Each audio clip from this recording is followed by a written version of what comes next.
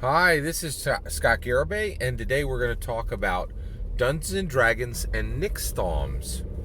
What is a NixThaum? Well, a NixThaum is a type of person. A NixThaum is a person who suffers from NixThaumism. So, what is NixThaumism? Well, first of all, the term comes from me. I have coined it to identify specifically types of people, and Gary Gygax was a NixThaum. But I think this is a useful term, and the reason why is I can apply it to two modern NixThaums who give a better picture of exactly what happened to exactly what happened to Gary Gygax. All right, let's jump in on this. So let's talk about NixThaums. All right, so first of all, let me explain two modern NixThaums, and then we'll talk about Gary in context of him.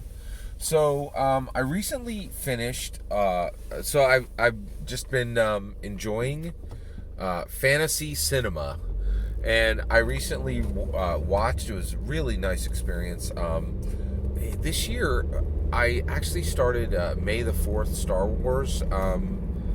We had a watch party, and it kicked off an entire year of watching classic science fiction and fantasy films with my friends. And I just finished watching the Fellowship of the Rings, right? And so Peter Jackson's extended version of the film, and it was truly incredible. It was an amazing rewatch, right? So in that movie is Elijah Wood. And Elijah Wood is absolutely a NixThaum. Who's another NixThaum? Well, I also I went and saw The Woman King recently, and then right after that I stayed and at the theater on the big screen I was able to see Harry Potter and the Goblet of Fire, right, on the big screen, which was tremendous. I really enjoyed it. And what really stuck out to me was the NixThaums. And so let's talk about these NixThaums. So who exactly are they? Well, it is truly fascinating. But the second NixThaum is Daniel Radcliffe, Harry Potter, the actor who played Harry Potter, and Elijah Wood is the actor who played Frodo.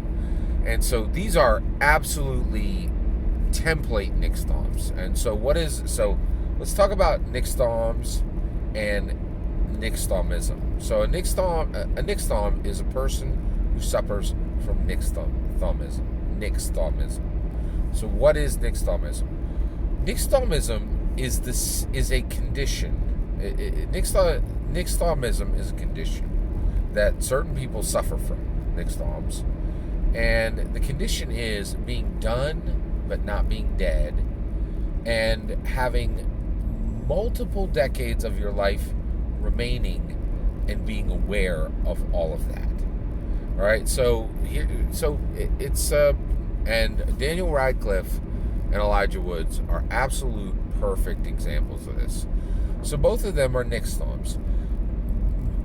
Early in their 20s, right? And actually, I think Harry Potter, Daniel Radcliffe may have been even earlier. This may have happened to him even earlier than 20. But let's say just early 20s, both of them were sitting in their life with, both of them being actors and knowing that their greatest role was well behind them, right? So when Daniel Radcliffe finishes the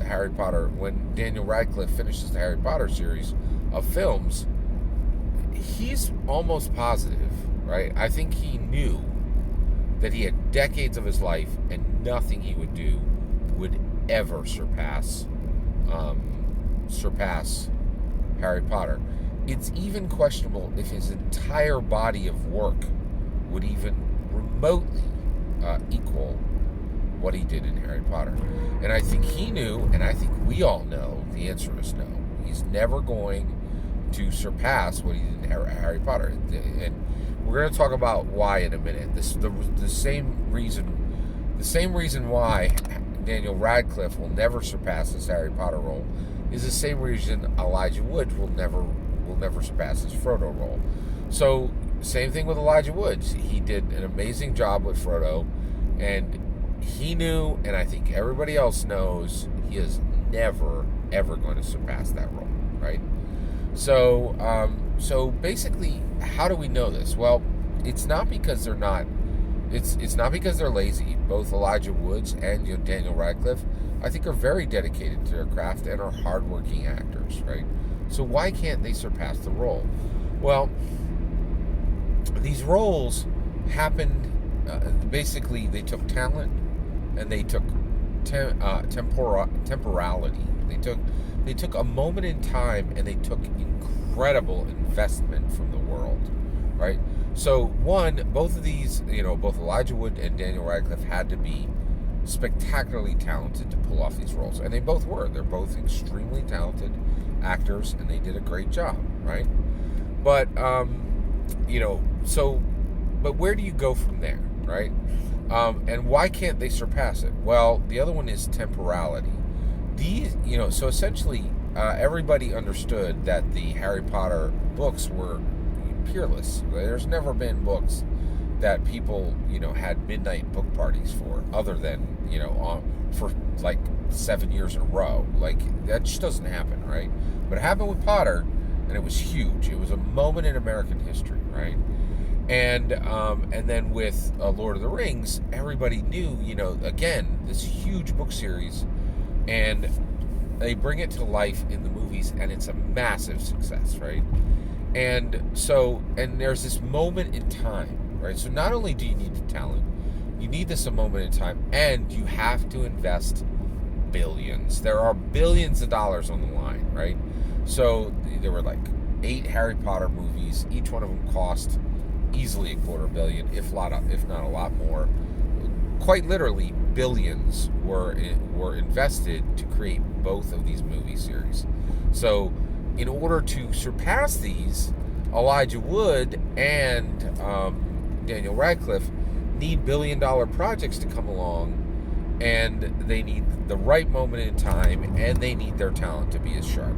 And frankly, the odds against any of that happening are 9-1, at least, if not 99-1, right? So the reality is, I think both of them knew that they were NixThaums. They knew that they were done, but they were not dead, right? And that they had decades of life left, right? And they were fully aware of this, and they knew nothing they would ever do would even remotely approach what they had already accomplished. And that's exactly what happened to Gary Gygax, right? And we'll get to the kicker of this.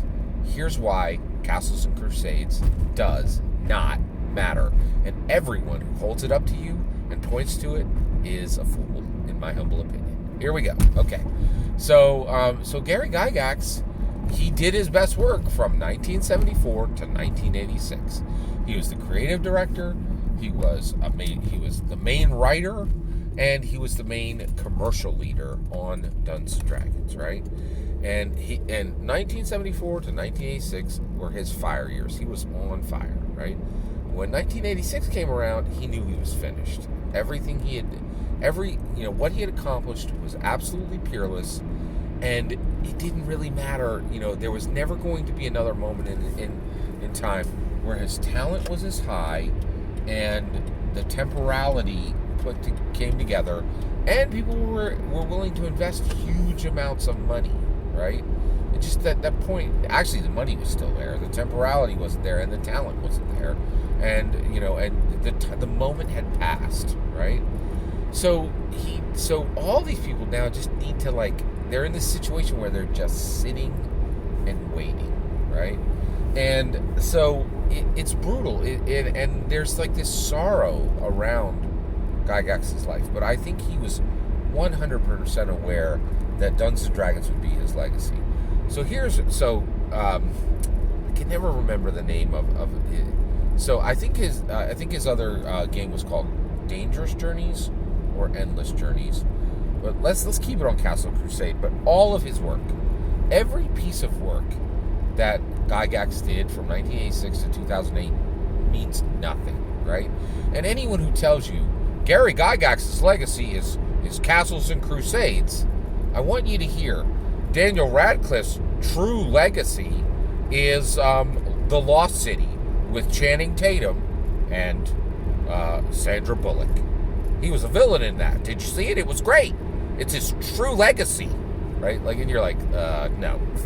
The Lost City is not Daniel Radcliffe's true legacy.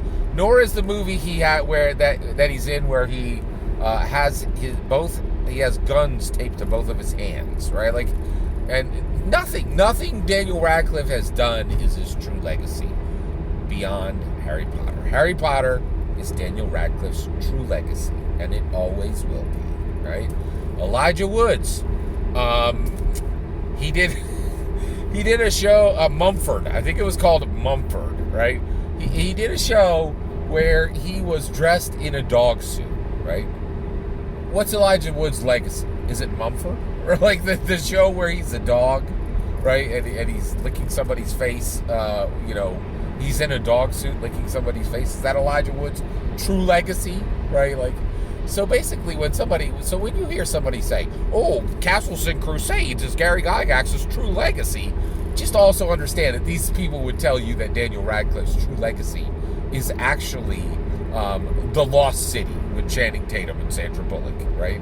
Like even 4 people in the world know that he was in that movie, and that Elijah Wood's true legacy is Mumford, right? Like the dog show, right? Like it's absurd. It is literally absurd. So the reality is, in case you were wondering, if anybody tells you Castles and Crusades is Gary Gygax's true legacy, these are people who essentially are celebrating the trash in the desk in Gary Gygax.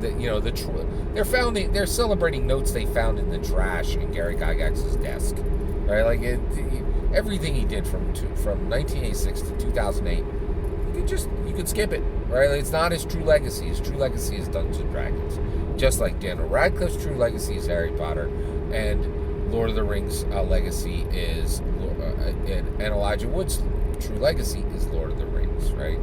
And also, I do want to say you should have incredible sympathy for Gary Gygax. He knew his work was finished, and he did his work well, right? And he even handed it off to the perfect person, Lorraine Williams, before he passed. Well, before he left before he chose to leave TSR. By the way, a lot of revisionism. People say that he was run out. That is absurd. He was never fired, and he could have stayed at TSR as long as he liked. He left on his own. He was never fired. So there's a lot of revisionism on that, so I just wanted to set it straight. So you now know what Gary Gygax's true legacy is. You now know what Daniel Radcliffe's true legacy is. You now know what Elijah Wood's true legacy is, and you now know what a NixThaum is. What a NixThaum is, right? And you know about the problem of NixThaumism, right? All that is my humble opinion. I would love to hear yours. Do you really believe for 1 second that Castles and Crusades can possibly even be remotely called Gary Gygax's true legacy? Or do you understand that anybody who would say that is a fool, right? In my humble opinion, right? I'd love to hear your humble opinion. Let me know in the comments below. Please consider subscribing, and have a wonderful millennium.